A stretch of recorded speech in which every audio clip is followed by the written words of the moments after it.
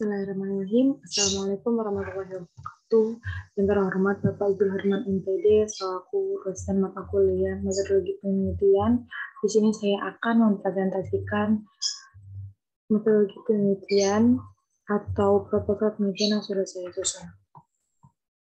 Dan selanjutnya di sini itu ada judul saya, yaitu analisis kesulitan belajar murid kelas 4 dalam mengikuti pembelajaran daring melalui aplikasi Zoom Meeting pada masa pandemi. Saya Febianti Tiara Suci dari Pendidikan Guru Sekolah Dasar Fakultas Keguruan dan Ilmu Pendidikan Universitas Muhammadiyah Profesor Dr. Hamka dengan dosen pembimbing saya yaitu Bapak Abdul Herman MPD. Yang selanjutnya di sini ada bab 1. Bab 1 itu ada pendahuluan dan latar belakang. Pendahuluan itu berupa COVID-19, work from home, pembelajaran daring dan Zoom meeting. Dan latar belakang itu ada rumusan masalah, tujuan penelitian, manfaat penelitian yang berupa manfaat teoritis dan manfaat praktis. Pada pendahuluan itu terdapat COVID-19, yaitu pada akhir tahun 2019 muncul sebuah wabah penyakit yang dinamakan sebagai coronavirus disease atau COVID-19. Kemunculan awal COVID-19 ini dari daerah Wuhan, Cina. Wabah COVID-19 ini bukan hanya merupakan masalah nasional di suatu negara, tetapi COVID-19 menjadi masalah global yang melanda berbagai negara di dunia, termasuk di Indonesia. Di Indonesia sendiri, wabah COVID-19 menyebabkan dampak yang begitu serius terhadap berbagai aspek kehidupan, seperti pada kehidupan sosial, lemahnya ekonomi masyarakat, dan telah menambah ke dunia pendidikan. Perserikatan Bangsa-Bangsa atau PBB menyatakan bahwa sektor dunia pendidikan adalah salah satu yang paling terdampak wabah ini.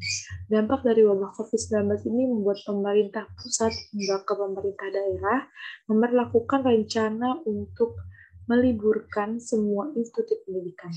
Hal tersebut didorong oleh Surat Edaran Nomor 4 Tahun 2020 mengenai pelaksanaan kebijakan pendidikan dalam masa darurat penyebaran COVID-19 dalam format PDF yang ditandatangani oleh Menteri Pendidikan dan Kebudayaan Nadiem Makarim pada tanggal 24 Maret 2020. Kebijakan karantina mandiri atau lockdown ini dilakukan agar mengurangi interaksi untuk memberikan akses pada banyak orang hingga meminimalisir penularan wabah COVID-19. Nah, di sini ada work from home itu, dalam hal ini pemerintah pun memperlakukan suatu sistem pembelajaran yang mendukung upaya study from home atau work from home dan memungkinkan peserta didik mengakses pembelajaran dimanapun. Pada masa pandemi ini, pengaruh perkembangan teknologi informasi dapat dirasakan dengan memanfaatkan suatu sistem pembelajaran, yaitu pembelajaran daring atau dalam jaringan, atau pembelajaran secara online. Pembelajaran daring ini adalah pembelajaran dengan adanya aksesibilitas, konektivitas, dan fleksibilitas yang memanfaatkan jaringan internet sebagai kemampuan untuk menampakkan beraneka macam hubungan dalam pengajaran. Pembelajaran daring dapat menjadi alternatif pada masa pandemi karena memungkinkan peserta didik dan pendidik berinteraksi secara virtual tanpa harus bertemu langsung. Pembelajaran daring di era revolusi industri 4.0 sangat dibutuhkan dalam pembelajaran. Dan selanjutnya itu ada Zoom Meeting. Diresmikan pada tahun 2011 oleh Eric Yuan, pendiri aplikasi Zoom Meeting yang berlokasi di San Jose, California. Video conference sendiri ialah teknologi telekomunikasi interaktif yang memungkinkan pengiriman dua arah audio dan video secara bersamaan pada dua pihak atau lebih di lokasi yang berbeda, sehingga pendidik dan peserta didik dapat berinteraksi satu sama lain. Zoom Meeting ini gratis dengan durasi waktu 40 menit, serta jika berbayar tidak dikenakan durasi waktu dan dapat digunakan oleh siapapun, sehingga memang cocok dipergunakan sebagai sebuah media pembelajaran daring pada masa pandemi COVID-19. Namun, pada kenyataannya bukan tanpa permasalahan. Kebijakan terkait pembelajaran daring ini kemudian membuat lembaga pendidikan serempak memberlakukan suatu sistem pembelajaran yang khususnya berimbas kepada negara yang kurang siap dengan sistem pembelajaran ini. Terutama dalam aplikasi Zoom Meeting, sehingga sudah tentu banyak hambatan yang akan dihadapi tenaga pengajar dan peserta didik. Selanjutnya adalah latar belakang. Latar belakang di sini punya rumusan masalah. Berdasarkan latar belakang yang telah diuraikan, maka dapat dirumuskan masalah sebagai berikut. Apa saja kesulitan belajar murid kelas 4 dalam mengikuti pembelajaran daring melalui aplikasi Zoom Meeting pada masa pandemi 2019 COVID-19 di sebagai berikut. Yang pertama itu ada faktor apa yang mempengaruhi pembelajaran daring melalui aplikasi Zoom Meeting di kelas 4. Yang kedua itu ada tujuan penelitian. Berdasarkan rumusan masalah, maka tujuan dari penelitian ini yaitu untuk mengetahui faktor apa yang mempengaruhi pembelajaran daring melalui aplikasi Zoom Meeting di kelas 4. Yang ketiga ada manfaat penelitian. Yang pertama itu ada manfaat teoritis. Melalui hasil penelitian ini, penelitian berkeinginan agar dapat meningkatkan hazanah keilmuan dalam bidang pendidikan secara teoritis tentang kesulitan belajar murid kelas 4 dalam mengikuti pembelajaran daring melalui aplikasi Zoom Meeting pada masa pandemik COVID-19 dan digunakan sebagai penunjuk kajian teori agar mengetahui serta memahami konteks dan penelitian. Terus yang kedua itu ada manfaat praktis. Yang pertama ada bagi sekolah. Penelitian ini dijadikan sebagai sumber masukan untuk pihak sekolah agar mengetahui kesulitan belajar murid kelas 4 dalam mengikuti pembelajaran daring melalui aplikasi Zoom Meeting pada masa pandemi COVID-19. Kemudian agar dijadikan sebagai pedoman serta petunjuk untuk mewujudkan pembelajaran daring yang tidak baik. Yang kedua adalah manfaat praktis bagi guru. Penelitian ini dijadikan sebagai sumber masukan serta bahan renungan untuk para pendidik mengenai kesulitan belajar murid kelas 4 dalam mengikuti pembelajaran daring melalui aplikasi Zoom Meeting pada masa pandemi COVID-19. Yang ketiga itu adalah bagi siswa. Penelitian ini dapat menjadi sumber masukan untuk murid tentang kesulitan belajar dalam mengikuti pembelajaran daring melalui aplikasi Zoom Meeting pada masa pandemi 2019 agar dapat selalu giat belajar walaupun pembelajaran dilaksanakan secara daring. Yang terakhir itu ada manfaat praktis bagi peneliti. Peneliti ini dapat menyajikan informasi untuk peneliti sebagai calon pengajar mengenai kesulitan belajar murid kelas 4 dalam mengikuti pembelajaran daring melalui aplikasi Zoom Meeting pada masa pandemi COVID-19 di sekolah dasar. Yang selanjutnya itu ada bab 2. Bab 2 di sini terdapat deskripsi teori.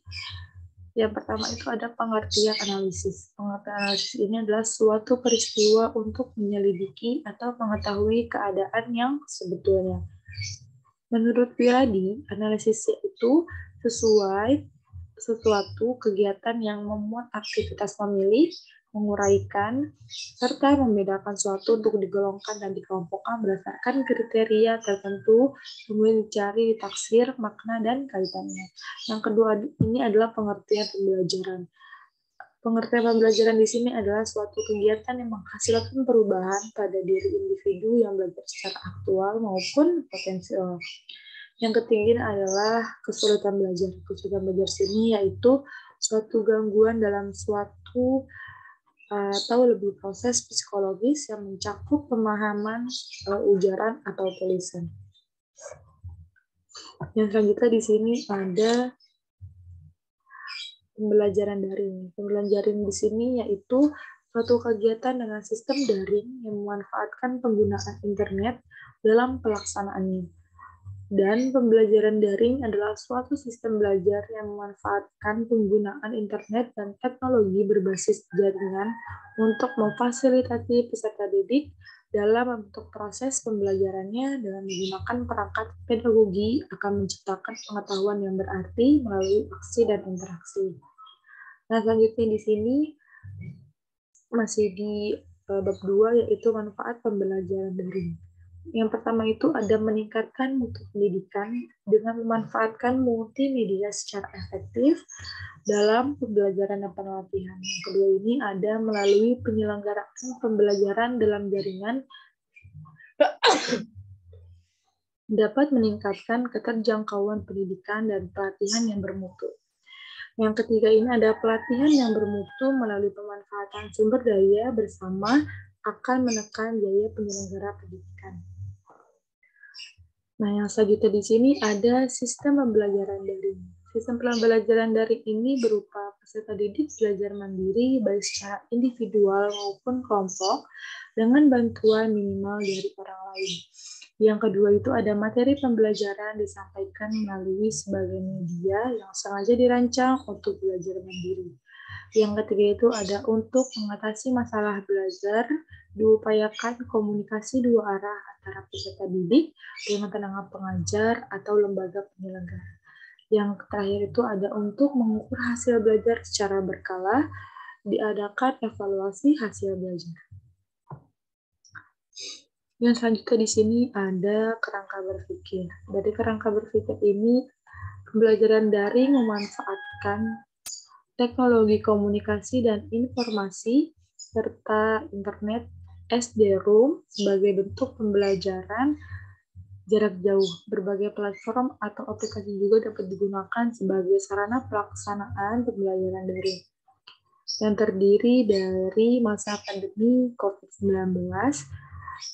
Terus ada dari kebijakan pemerintah surat era nomor 4 tahun 2020, lanjut kepada pelaksanaan pembelajaran daring, yaitu ada Google Meet, Zoom Meeting, dan juga Google Classroom.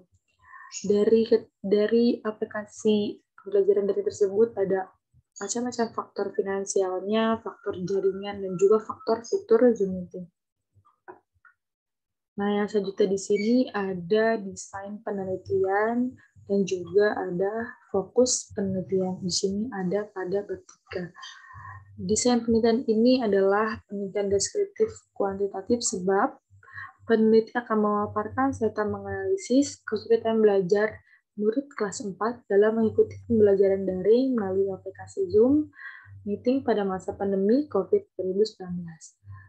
Adapun fokus penelitian di sini adalah dalam penelitian ini data yang akan dideskripsikan difokuskan pada kesulitan belajar murid kelas 4 dalam mengikuti pembelajaran daring pada masa pandemi COVID-19.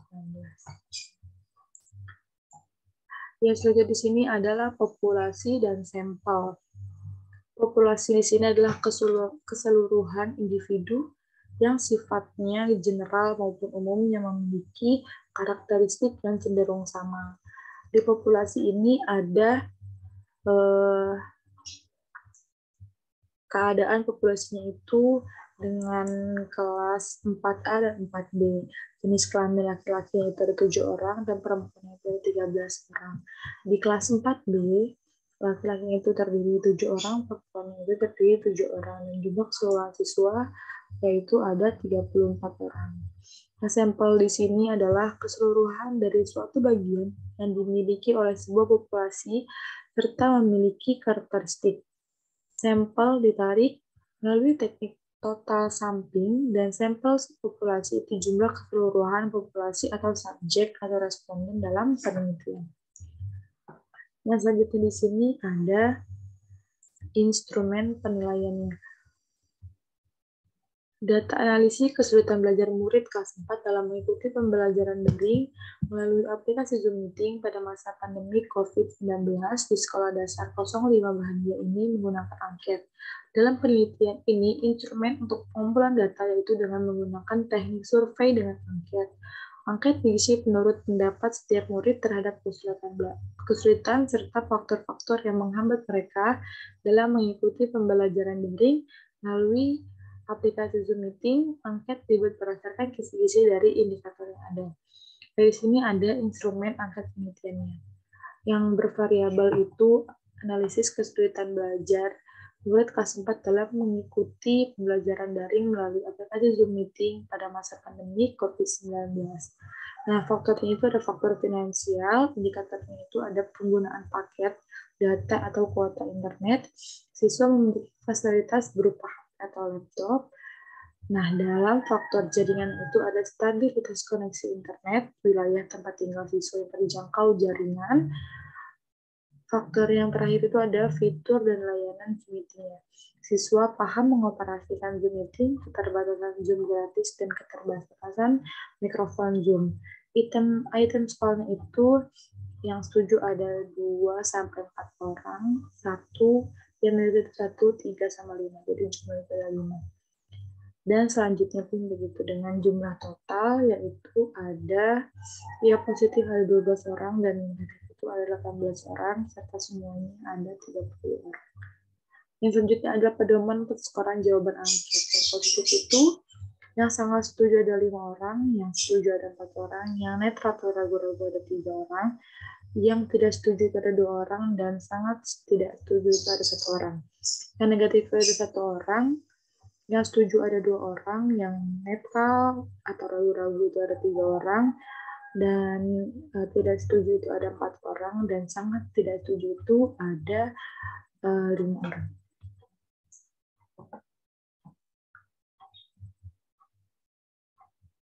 Selanjutnya ada teknik pengumpulan data. Di sini ada kategori kesulitan belajarnya. Keterangannya X itu ada skor SD atau standar deviasi. Kategorinya itu sangat tinggi. M-nya itu rata-rata. Selanjutnya, perolehan angka dari masing-masing murid diterjemahkan ke dalam kalimat kualitatif. Angka yang diperoleh kemudian dianalisis dengan menggunakan teknik analisis deskriptif. Teknik analisis tersebut digunakan untuk mengubah angka menjadi sebuah kalimat, dan menurut Syuharsini Arikunto, berikut ini menentukan sebuah persentase. P sama dengan X persen, keterangan itu adalah persentase, F-nya itu frekuensi, dan N-nya itu adalah jumlah siswa. Terima kasih saya telah memaparkan presentasi hasil penelitian